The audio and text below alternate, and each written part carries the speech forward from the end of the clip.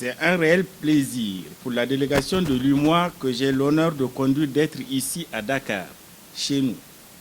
pour partager les conclusions de la revue annuelle des réformes politiques, programmes et projets communautaires au titre de l'année 2019 et par la même occasion exprimer nos sincères remerciements aux autorités sénégalaises pour l'accueil chaleureux et les marques d'attention dont nous sommes l'objet depuis notre arrivée au pays de la Teranga.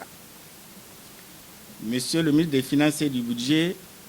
Mesdames et Messieurs les ministres, Monsieur le ministre des Finances vient de rappeler de manière exhaustive et fidèle les circonstances dans lesquelles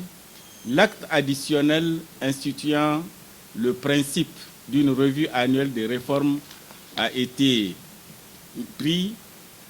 ici même à Dakar le 24 octobre 2013. Je n'ai pas quelque chose à en ajouter. Je voudrais tout simplement dire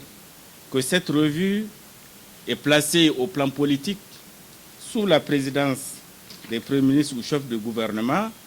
et sous la tutelle des ministres en charge des finances. Cette revue qui se déroule dans les 8 États membres constitue un exercice essentiel pour l'approfondissement de l'intégration économique dans notre espace communautaire. Depuis son lancement en 2014, les instruments d'évaluation de la revue n'ont cessé de s'améliorer afin d'en assurer la pérennisation de cet exercice. Monsieur le ministre des Finances et du Budget, la revue politique qui nous réunit aujourd'hui, comme vous l'avez rappelé, a été précédée d'une revue technique qui s'est déroulée du 21 au 23 octobre 2019. Elle a connu une bonne implication de tous les acteurs, notamment les experts des départements ministériels concernés qui ont été instruits à cet effet. Soyez-en remerciés, Mesdames et Messieurs les ministres, pour cette fructueuse collaboration entre nos experts qui ont travaillé dans une ambiance empreinte de fraternité, de professionnalisme et d'objectivité. Je tiens ici à les féliciter et à les encourager pour la qualité des travaux et les conclusions pertinentes qui nous sont livrées et dont l'économie vous sera incessamment faite par le commissaire Mamadou Mokhtar Diagne, commissaire en charge du département des politiques économiques et de la fiscalité intérieure. À l'issue de nos échanges, le ministre des Finances et du Budget et moi-même rendrons compte aujourd'hui des conclusions à Monsieur le ministre d'État,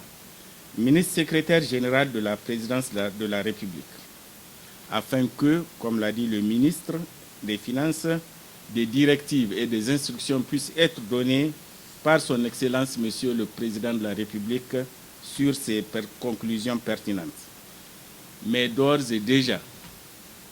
je puis vous dire, et le ministre m'a devancé, je le confirme, que le Sénégal affiche un taux de mise en œuvre des réformes